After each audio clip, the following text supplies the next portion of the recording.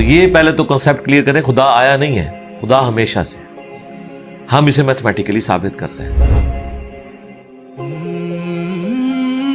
دیکھیں جو universal truth establish ہو چکے ہیں اس کو تو آپ کوئی دوبارہ سے چیلنج نہ کریں. یعنی یہ یونیورسل ٹروتھ ہے کہ 2 + 2 = 4. ٹھیک ہے, اب اسے کوئی 5 یا 3 بنانے کی کوشش کرے تو ظلم پر مبنی کام کر رہا ہے. آپ دوبارہ سے ویل بھی انوینٹ کر لیں تب بھی یہ میتھمیٹیکل ایکویشن تو اپنی جگہ رہے گی. بالکل اس طریقے سے یہ چیز اسٹیبلش ہو چکی ہے کہ کائنات پہلے نہیں تھی تو آئی ہے. آپ کو پتا ہے کچھ عرصہ یہ نظریہ رہا ہے 17ویں اور 18ویں صدی میں کہ یہ سٹیڈی سٹیٹ کائنات ہے, ہمیشہ سے ایسے ہی چل رہی ہے. لیکن یہ اب نظریہ اپنی موت مر گیا. ہم جس ایرا میں بیٹھے ہیں نا, یہ نظریہ ختم ہو چکا ہے. آج سے نہیں, بگ بینگ کے بعد سے ہی, جب وہ ہبل نے وہ ٹیلیسکوپ کے ذریعے چیز دیکھی تھی تو ہبل نے یہ دیکھا کہ کائنات میں جتنے بھی یہ اجرام فلکی ہیں, یعنی آسمان پہ جتنے آپ کو سیارے ستارے نظر آ رہے ہیں نا, ان میں ایک کامن چیز یہ ہے کہ سب ایک دوسرے سے دور جا رہے ہیں. اور اس کے لیے اس نے اسپیکٹرم جب ڈرا کیا, اسپیکٹرم جب گریجولی کسی چیز کا لائٹ کا اسپیکٹرم ریڈ کی طرف شفٹ ہو, اٹ مینز کہ وہ آپ سے دور جا رہی ہے. تو یہ چیز لاجیکل تھی کہ جب یہ دور جا رہی ہے تو اس کو ٹائم میں ریورس کیا جائے تو کسی ایک جگہ سے شروع ہی ہوگی. یعنی میں ہاتھ میں کچھ بالز پکڑوں اور انہیں یوں پھینکوں, سارے ایک دوسرے سے دور جائیں گے. اور یہ ایک یونیورسل ٹروتھ ہے کہ یہ دور اس لیے جا رہے ہیں کہ کہیں ایک جگہ سے یہ سٹارٹ ہوئے تھے. یہ تو ایک نیچرل چیز ہے. اچھا, انہوں نے کہا کہ اگر ہم ٹائم کو ریورس کریں اور ایسے پوائنٹ پہ پہنچیں کہ جہاں سے یہ چیز سٹارٹ ہوئی تھی, تو اس کو سائنٹسٹ نے نام دیا کہ وہ ایک ایسا پوائنٹ تھا کہ جس کی ڈینسٹی انفینٹ تھی, نہ ختم ہونے والی, اور والیوم 0 تھا. والیوم 0 ہے اور ڈینسٹی انفینٹ ہے. اٹ مینز کریشن ایکس نہیں لو, عدم محض سے وجود, کچھ نہیں تھا تو یہ ہو گیا. اور پھر وہ کہتے ہیں کہ یہ جو بگ بینگ ہوا ہے, اس بگ بینگ کے بعد اگر 1 سیکنڈ کے ٹریلین حصے کے اندر بھی ذرا سی ڈسٹربنس آتی تو یہ کائنات وجود میں نہیں آ سکتی تھی. اور یہ تو صرف وجود میں آنے کی بات ہے.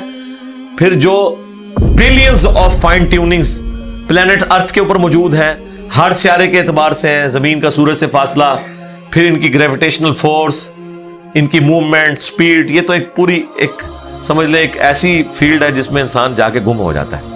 ان ساری چیزوں کو کنسیڈر کر کے سٹیڈی سٹیٹ کائنات کی تھیوری تو ہوگی ختم اور بگ بینگ ہوگی اسٹیبلش. اب یہ تو ثابت ہو گیا کہ کریشن ایکس نہیں لو ہوئی ہے, یعنی انسان یا کائنات یہ پیدا ہوئے ہیں. پرابلم تب تھی آپ کے لیے جب آپ یہ مانتے کہ یہ بھی ہمیشہ سے ہیں, ہمیشہ سے انسان پیدا ہو رہے ہیں اور دوسرا اینڈ کوئی نہیں ہے. یہ تو مسئلہ حل کر دیا آپ کا سائنس نے. ان کا نہیں, کریشن تو ہوئی ہے. اب اس کا کریٹر ہے یا نہیں ہے, اس کے اوپر وہ آ کے بات کرتے ہیں. اب یہ جو فائن ٹیوننگز ہیں, ان کو سمجھنے کے لیے اتنے دماغ کی ضرورت ہے, اتنے برینز کی ضرورت ہے. ڈی این اے کی سٹرکچر کو سمجھنے کے لیے, اس ہارمونی کو سمجھنے کے لیے, بنانے کے لیے نہیں سرکار. اتنے برینز لگ جائیں. آج تک ہم ڈسکوریز ہی کر رہے ہیں. یہ جتنے ہم چیزیں دریافت کرتے ہیں نا, وہ ہم قانون قدرت دریافت کرتے ہیں. یعنی اگر ہم نے یہ چیز ایکسپلور کر لی ہے کہ سورج مشرق سے نکلتا ہے, مغرب میں غروب ہوتا ہے ود رسپیکٹ ٹو زمین, ویسے تو غروب ہوتا ہی نہیں ہے نا, نکلتا ہے. تو یہ ایک فزیکل فینومینا ہے جو ہم نے ڈسکور کیا ہے. اس فینومینا نے سورج کو پیدا نہیں کیا. یہ کریٹر آف سن تو نہیں ہے, یہ اگر آپ کو پتا چل گیا. انڈے میں سے چوزا نکلتا ہے اور چوزا اتنے عرصے کے لیے انڈے کو آپ گرمائش میں رکھتے ہیں 22 دن کے لیے مرغی کے نیچے یا کسی مشین میں. تو اس انفارمیشن نے چوزے کو پیدا نہیں کیا, بلکہ یہ چوزے کے پیدا ہونے کے بارے میں انفارمیشن ہے.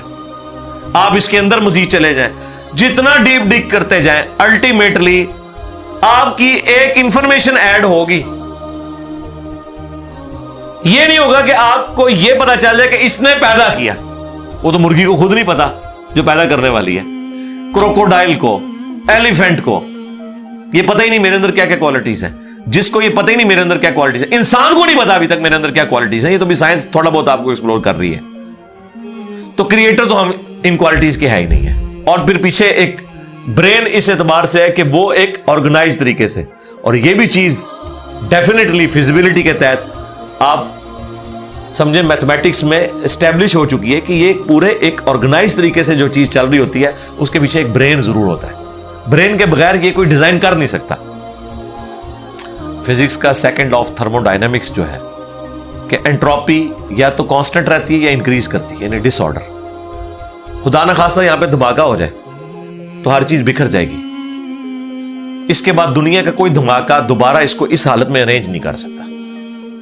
اس کو کہتے ہیں انٹروپی, کہ کہیں پہ بگاڑ آتا ہے تو وہ بڑھتا ہے. یہ ہو سکتا ہے کہ مزید آپ لوگ لائیں تو یہ بگاڑ اور بڑھتا جائے, یا جتنا ہے اتنا ہی رہے, واپس آرگنائز نہیں ہو سکتا جب تک کہ دوبارہ سے انٹروین کر کے آپ یہ کرنا. جس طرح وہ زیارت میں انہوں نے محمد علی جناح کے وہ سارے وہ میوزیم تباہ کر دیا تھا دہشت گردوں نے, تو دوبارہ سے انہوں نے بنایا, تو خود بخود تو نہیں بنا. دھماکے کے بعد تو سب کچھ خود بخود پھیل گیا تھا, لیکن دوبارہ اس جگہ پہ لانے کے لیے آپ کو بجٹ لگا ہے, برین لگا ہے, ایفرٹ پٹ کی ہیں, پھر جا کے وہ آرگنائز ہوا ہے. تو اس کا مطلب ہے آرڈر بنانے کے لیے برین چاہیے ہوتا ہے, ڈس آرڈر کے لیے کوئی مسئلہ نہیں. اور ڈس آرڈر کے بعد دوبارہ آرڈر بن جائے اس کے لیے برین چاہیے. سرکار یہ کون سا ڈس آرڈر ہے, یہ کون سا بگ بینگ ہے؟ چھوٹا سا دھماکہ آرگنائز نہیں کرتا, چیز کو بگاڑتا ہے. اور اتنا بڑا دھماکہ اتنا بڑا آرڈر لے آیا ہے کہ پلانٹ ارتھ کے اوپر 2 ملین سے زیادہ سپیشیز ہیں. ایک ایک سپیشی کے اوپر آپ زندگی گزارے, آپ صرف اس کی عادتیں ہی نہیں بتا سکتے کیا ہیں. یہ تو چھوڑ دیں کہ یہ بنی کیسی ہے. تو یہ تو ایک نہ ختم ہونے والا سلسلہ ہے. تو یہ برین تو اسٹیبلش ہے. اب اگلا سٹیپ یہ ہے کہ یہ جو برین ہے, وہ رچرڈ ڈاکنز بھی کہتا ہے نا دا گاڈ ڈیلوژن میں, جب فریڈ ہائل کا جملہ اسے کوٹ کیا گیا نا, فریڈ ہائل ایک بہت بڑا سمجھے فلاسفر بھی تھا, سائنٹسٹ بھی تھا. اس نے کہا تھا کہ انسان کا بن جانا خود بخود یہ اسی طرح کا فینومینا ہے, یہ اس سے بڑھ کر کمپلیکس فینومینا ہے کہ کوئی شخص یہ کلیم کرے کہ کوئی ہوائی جھکڑ ٹورنیڈو چلا اور اس نے کوڑے کباڑ کے ڈھیر سے مٹیریل اٹھایا اور ایک بوئنگ 747 تیار کر دیا.